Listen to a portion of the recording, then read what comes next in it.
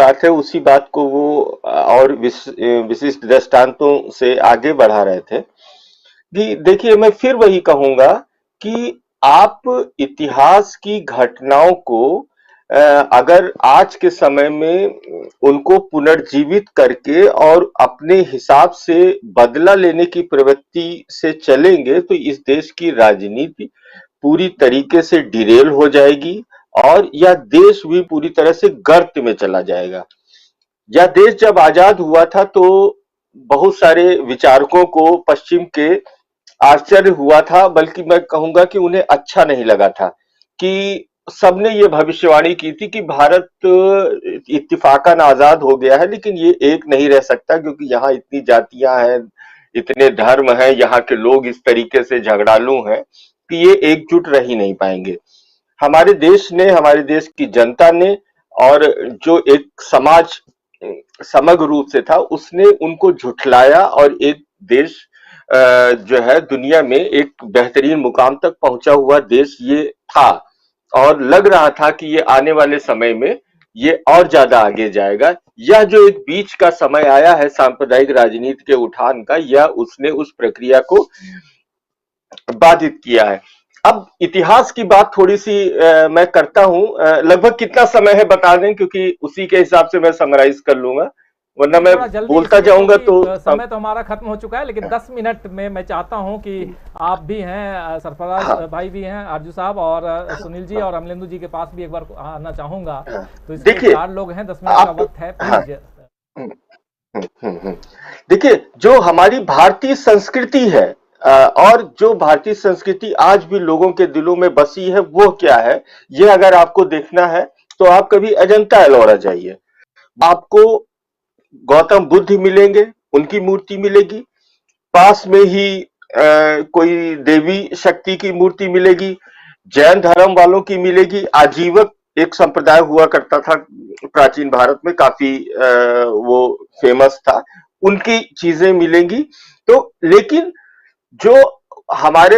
संस्कृति के जो पुरेधा थे वो ऐसा नहीं हुआ कि अगर वहां गौतम बुद्ध की मूर्ति बनी है तो उसके बाद में अगर सनातन धर्मी या कोई ब्राह्मण धर्मी गया तो उसने गौतम बुद्ध की मूर्ति को तोड़ दिया और वहां पे उस जगह पे अपनी स्थापित कर ली। सारे एक साथ वो सामाजिक दृष्टिकोण से सबको जगह देते हुए, सबका एक अपना सम्मान रखते हुए हमारी संस्कृति ये चली है। और मैं फिर एक कल्पनात्मक प्रश्न में जाऊंगा कि अगर आप प्राचीन भारत को पढ़िए तो जैसा कि अभी बहुत सारे विद्वानों ने बताया कि बौद्ध धर्म यहाँ पे बहुत प्रॉस्परस था और राजाओं का संरक्षण था और कोई कहने की बात नहीं है, खूब सा था। बाद में जिन भी कारणों की वजह से उसका पराभव हो जाता है, यानी वो उतना लोकप्रिय नहीं रह जाता है, धर्म तो रहता ही है, उतना लोकप्रिय नहीं रहता है, दूसरी तरह के धर्म आ जाते हैं। अब आज की तारीख में बौद्ध धर्म हिंदुस्तान में लगभग संख्या बल के हिसाब से बहुत कम है, लेकिन आप कल्पना करिए कि जैसे पास में चाइना है, वहां पे बौद्ध धर्म खूब है और भी बहुत सारे देशों में और यह भी एक ऐतिहासिक तथ्य है कि हमारे देश में प्राचीन काल और आरंभिक मध्यकाल में बहुत सारे बौद्ध स्तूपों और इनको सबको तोड़ा गया। तो अब अगर आज वो चाइना या वो जो दूसरे देश हैं उनका एकदम से, क्योंकि जन्म तो और स्रोत तो मूल बौद्ध धर्म का हिंदुस्तान में ही है, उनको एकदम से कोई ऐसी एक प्रेरणा मिल जाए कि अब उन्हें बौद्ध धर्म को हिंदुस्तान में लाना है, प्राचीन गौरव को स्थापित करना है, और वो हमारे ऊपर आके हमला करने लगे, तो हम क्या करेंगे? ये देखिए, ये कल्पना एक इसको तथ्य के रूप में न लेके एक सोचने की प्रवृत्ति के रूप में देखिए, या जो जाति व्यवस्था को लेकर चीजें हैं कि जो दलित जातियां हैं, हरिजन जातियां थी, उनके ऊपर बहुत अत्याचार रहे, उन्हें दबाया जाता रहा। आज वो खड़े हो जाएं और पूरी तरीके से और वो बिल्कुल चित्र को उल्टा करने की मांग करने लगे, क्योंकि सबके पास में इतिहास में क्लेम है कि आज से पहले हमारे साथ ये हुआ था तो अब हम बदला लेंगे, तभी हमारी आत्मा को शांति मिलेगी। तो यह जो प्रवृत्ति है, इस प्रवृत्ति से लड़ना बहुत जरूरी है और यह मूल प्रश्न है। और इसके अलावा एक चीज मैं और कहूंगा कि चूंकि देश में मुख्य सांप्रदायिक विवाद हिंदू मुसलमानों का ही है, ऐसी ही बातें उठाई जाती हैं कि मुसलमानों को कटघरे में लाया जाए, या उन्हें वो खराबी होते हैं, वो बुरे होते हैं, वो ऐसे होते हैं, वैसे होते हैं, इस तरह की तस्वीर को और थोड़ा बढ़ाया जाए। लेकिन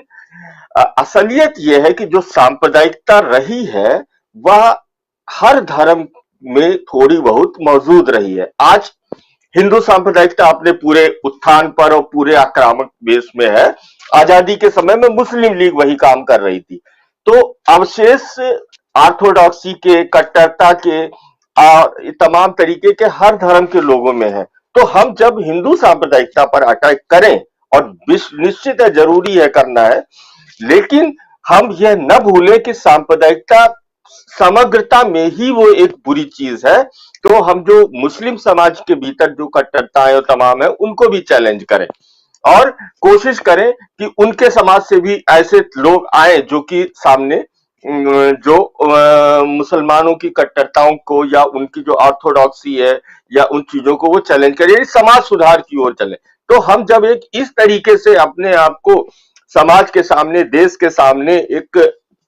जागरूक इंसान के रूप में पेश करेंगे तो हमारी समाज में विश्वसनीयता बढ़ेगी। क्योंकि तथ्य यह है कि हिंदू सांप्रदायिकता के बहुत सारे तंतु और तत्व हिंदुओं में कमोवेश घुसे हुए हैं। तो हमें बहुत ही सतर्कता से, और एक चीज आखिर में मैं कह दूं कि चाहे वो ज्ञानवापी का मसला हो, चाहे वो अभी मथुरा का मसला हो, कुतुब मीनार का मसला हो, मुस्लिम समुदाय को यह नहीं सोचना चाहिए कि यह उनका अपना कोई एक विशिष्ट मुद्दा है, या इस देश की जनता का मुद्दा है, या इसमें जो भी इस देश में किसी भी धर्म जात का व्यक्ति है, तो ये उसका भी एक मुद्दा है कि कैसे हम इस तरीके की जो एक विनाशकारी प्रवृत्तियां हैं लड़े। यानी ये मेरे कहने का मतलब है कि मुसलमानों को लेकर जो एक उनको दोयम दर्जे का रखने का एक जो ये माहौल, राजनीतिक और सब चीजें हैं, इससे लड़ने की जिम्मेदारी मुस्लिम समुदाय खुद अपने ऊपर बहुत उसका बर्डन न ले, लोड न ले कि वही लड़ पाएंगे। हाँ, नहीं, वो जिम्मेदारी पूरे देश की है, देश के राष्ट्रवादी और तत्वों की है, और एक ये सामूहिकता के साथ में चलना जरूरी है इसमें। बस एक चीज और मैं कह दूं कि एक दुर्भाग्य रहा है कि इस देश की बौद्धिकता पर पिछले 30-40 सालों में आइडेंटिटी पॉलिटिक्स का बहुत जोर हो गया। तो यानी कि सब लोगों की कुछ ऐसी पहचानों को लेकर लोग इतना ज्यादा निजी रूप से संवेदनशील हो गए कि हर्ट बहुत जल्दी हो जाता है आजकल। किसी को कुछ कह दीजिए तो सबकी आस्थाओं को चोट वो लग जाती है। तो ये जो आस्थाओं पे चोट का सवाल है, ये वास्तव में आइडेंटिटी पॉलिटिक्स को हमने बहुत ज्यादा सर चढ़ाया, बजाय इसके कि एक समग्रतावादी, एक इन टोटलिटी में एक होलिस्टिक सेट ऑफ पॉलिटिक्स जिसको हम कह सकते हैं, जो राष्ट्रीय आंदोलन की हमारी विरासत है कि हम इसमें सभी देश के सारे लोगों को साथ में रखते हुए, चाहे वो सुधारवादी कार्यक्रम हो, चाहे राजवादी राजनीतिक कार्यक्रम हो, सबको समग्रता में समेटते हुए एक तरह से हम आगे बढ़ेंगे, ना कि हम टुकड़े टुकड़े में कोई अस्मितावादी विमर्श की ओर बहुत खींचा जा रहा है, कोई कानूनवादी विमर्श की ओर बहुत खींचा जा रहा है, कोई कुछ। तो यह जो हमने खुद भी अपने आप को बौद्धिक रूप से अलग अलग टुकड़ों में बांट लिया, इसका फायदा सांप्रदायिक राजनीति ने बहुत अच्छा उठाया है। और यही जो वजह है कि हम लोग एकजुटता के साथ में अपने एक तरह से एकता के साथ में हम इन शक्तियों का मुकाबला नहीं कर पा रहे हैं, क्योंकि हम भी अपने मन के भीतर तमाम कंफ्यूजन, तमाम भ्रम और संशयों को पाले हुए इनके खिलाफ लड़ने की कोशिश कर रहे हैं, जो कि कारगर नहीं हो पानी है। मुझे रुकना चाहिए। Thank you.